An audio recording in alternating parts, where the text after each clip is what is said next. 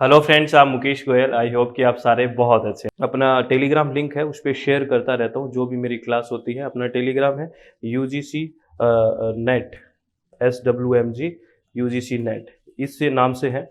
इसमें मैं सारी चीज़ें मेरी लिंक शेयर करता रहता हूँ। कोई डॉक्यूमेंट होता है या फिर कोई मेरी क्लास फ्री ऑफ कॉस्ट भी होती है, उसका भी अगर आपको किसी को हेल्प मिले तो आप इसको ज्वाइन कर सकते हैं, SWMG UGC नेट। चलो हम मिलेनियम डेवलपमेंट गोल के बारे में बात करते हैं, कुछ फैक्चुअल इंफॉर्मेशन के बारे में।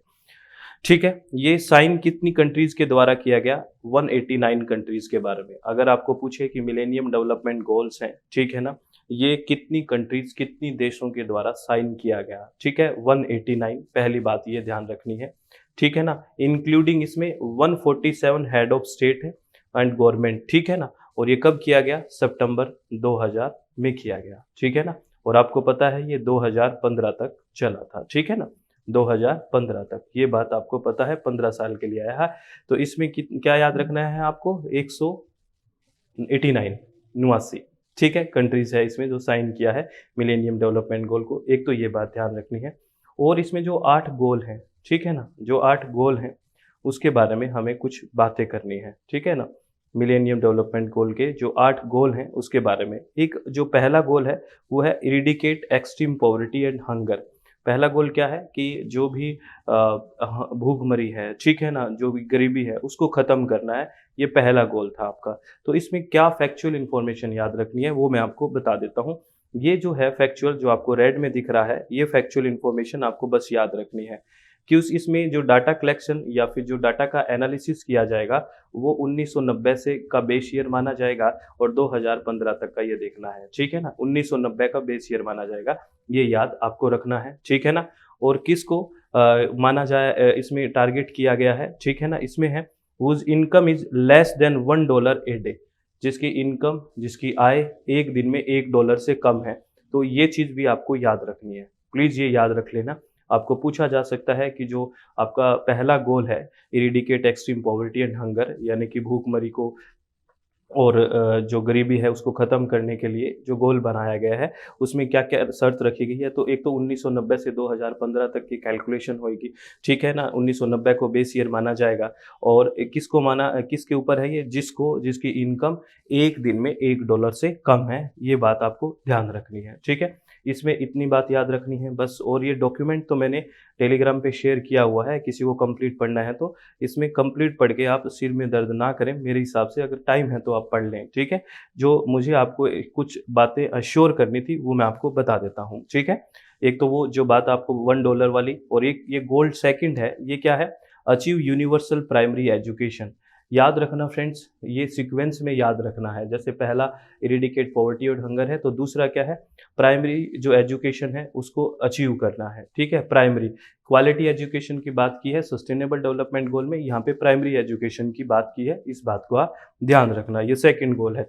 और इसमें इसमें क्या है? Ensure that by 2015 children everywhere, boys and girls alike, will be able to complete a full course of primary schooling. यानी कि ये सब के लिए है, गर्ल्स और बॉयज़ के लिए, कि वो 2015 तक, ये आपसे पूछ सकते हैं कि किस साल तक कंप्लीट करने की बात हुई है। तो आपको पता है मिलेनियम डेवलपमेंट गोल है 2015 तक ही है। तो 2015 तक कि जो छोटे बच्चे हैं, ठीक है, चाहे बॉयज़ हों वो गर्ल हों, वो अपना प्राइमरी स्कूलिंग वो कंप्लीट कर लें। ये बात आपको ध्यान रखनी है। बस एक ईयर है, ये आपको तो वैसे भी पता है, ठीक है। अगर मैं बात करूँ थर्ड की बात करूँ, प्रमोट जेंडर इक्वालिटी। क्या करना है? Promote gender equality and empower women, ये थर्ड है। यानी कि आपको जेंडर की इक्वालिटी है, यानी कि लिंग है, ठीक है, उसकी एकदम समानता लेकर आनी है, लिंग विभेद नहीं होना चाहिए। और महिला सशक्तिकरण पे बात की है, ठीक है ना। तो जेंडर इक्वालिटी लेके आनी है। और इसमें क्या है, इस चीज़ को ध्यान से समझना, ये आपके जो रेड किया हुआ है इस इंफॉर्मेशन को ध्यान रखना। Eliminate gender disparity in primary and secondary education. कौन सी एजुकेशन में एलिमिनेट करनी है जेंडर डिस्पैरिटी? जो लैंगिक असमानता आई हुई है वो किस एजुकेशन में? प्राइमरी और सेकेंडरी एजुकेशन में। और प्रेफर तो करना है कि ये 2005 तक इरिडिकेट हो जाए, 2005 तक एलिमिनेट हो जाए, ठीक है ना। लेकिन 2015 तक हमें करना ही करना है, नहीं है? 2015 से तो देरी करनी ही नहीं है और हमें कोशिश करनी थी कि 2005 तक हो जाए। ये बात याद रखना, ये थोड़ी सी इंपॉर्टेंट बात हो जाती है अगर वो थोड़ा सा डीप में, क्योंकि मिलेनियम डेवलपमेंट गोल और सस्टेनेबल डेवलपमेंट गोल में अब बेसिक से थोड़ा सा हट के क्वेश्चन पूछा जा रहा है। ठीक है, जैसे एक एग्जाम में ये क्वेश्चन पूछा गया, देखिए ये पूछा गया कि गोल 4 है, ठीक है ना, उसमें कितनी परसेंट को मोर्टिलिटी कम करने की बात की गई है। ये शायद 22 तारीख को पेपर हुआ था, उसमें पूछ लिया। तो पहले तो आपको ये पता होना चाहिए कि गोल 4 क्या है, रिड्यूस चाइल्ड मोर्टिलिटी है, और उसमें कितने परसेंट कम करने की बात की गई है, यहाँ से क्वेश्चन पूछा गया। तो कितना, रिड्यूस बाई 2/3, यानी कि 2/3, 2/3 करना है, बस ये याद रखना था। बिटवीन 1990 एंड 2015, ठीक है, तो 2015 अंडर 5 मोर्टिलिटी रेट, ये याद रखना प्लीज, ये याद रखना। ठीक है, तो ये 2/3 को क्या करना है, कम करना है, इसको ध्यान रखना। ठीक है, बहुत ही इंपॉर्टेंट है ये 4 नंबर था। और अगर मैं पांचवा बात करूं, improve maternal health. Maternal health है, जैसे माताओं की जो स्वास्थ्य संबंधी है उसको इम्प्रूव करना, ठीक है, ये भी आपके लिए इम्पोर्टेंट है। और इसमें क्या है, ये जो इम्पोर्टेंट है डाटा कि कितना, ये आपसे पूछा जा सकता है कि कितनी टारगेट रखा गया है, तो 3/4 यानी कि 3/4 रखा गया है।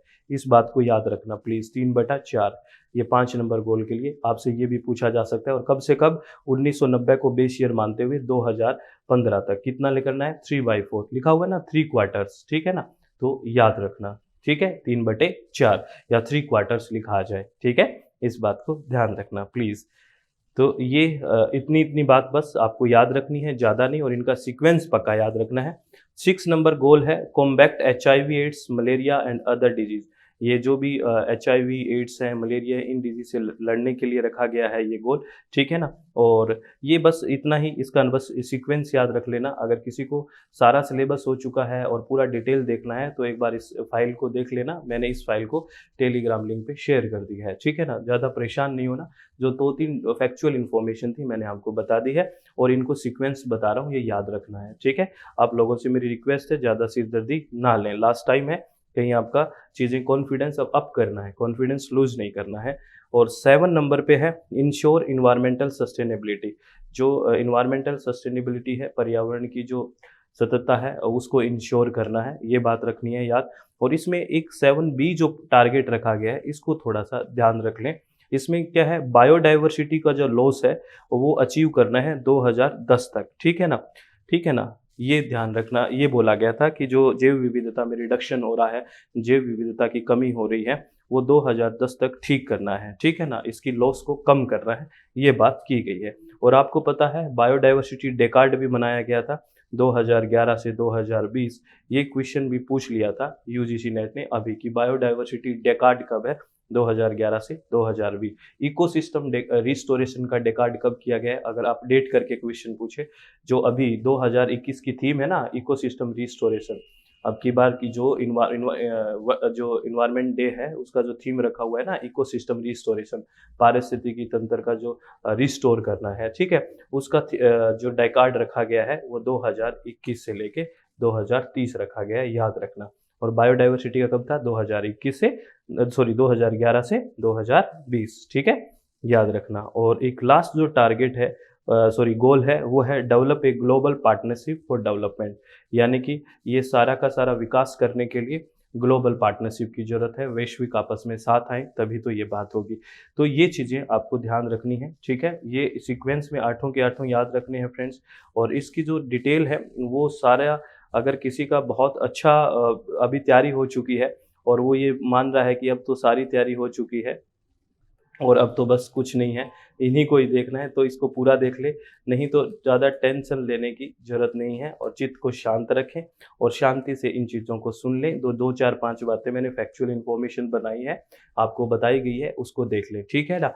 आप बिल्कुल रिलैक्स रह के इन बातों को कर ले, ज़्यादा टेंशन मत ले। जो 4 नंबर 5 नंबर में बताया है कितना करना था, ये टारगेट आपसे डायरेक्टली पूछ लिया जाता है, इसलिए हमने डिस्कस किया है। तो आप प्लीज़ हमेशा खुश रहें, इसी तरह से तैयारी करें और अपने आप को शांत रखें। आपका हर एक आने वाले एग्ज़ाम के लिए ऑल द वेरी बेस्ट, ठीक है। आप हमेशा खुश रह के तैयारी करें फ्रेंड्स, अच्छे से समझने की कोशिश करें। जो पेपर आ रहा है ना, वो कंसेप्चुअल होता है, हमेशा एकदम रटी हुई चीज़ें नहीं आती है। और 2 4 क्वेश्चन अगर अगर पेपर में नहीं आते हैं मतलब आपको क्या होता है 2-4 क्वेश्चन आपको हर पेपर में नए दिखे ही दिखेंगे, आप ये मान लेना। बिल्कुल दिखेंगे फ्रेंड्स, ये बात तो है ही है, क्योंकि एज़ इट इज़ थोड़ी होता है, तो कुछ तो अपडेट होना ही चाहिए ना। तो आप उन 2-4 क्वेश्चन के चक्कर में पूरा पेपर खराब ना कर दें, आप लोगों से मेरी रिक्वेस्ट है, उनको साइड बाय करके अच्छे से पेपर को हैंडल करें और अच्छे से अपना चित्त रिलैक्स रख के अपना दिमाग लगाएँ वहाँ पे, ठीक है ना? क्योंकि वही तो टाइम है जिसमें आपको सब कुछ करके जाना है, ठीक है? इतनी मेहनत है, वरना तो आपके थोड़े से घबराने से, टेंशन लेने से, डिप्रेशन में जाने से चीज़ें खराब हो जाएगी ना, ये तो आप जानते ही हो, बहुत समझदार हो आप, तो ये चीज़ें खराब नहीं करनी है, ठीक है? रिलैक्स रहो, अच्छे से बिल्कुल रिलैक्स होके पेपर देना। All the very best. Thank you. Thanks a lot friends.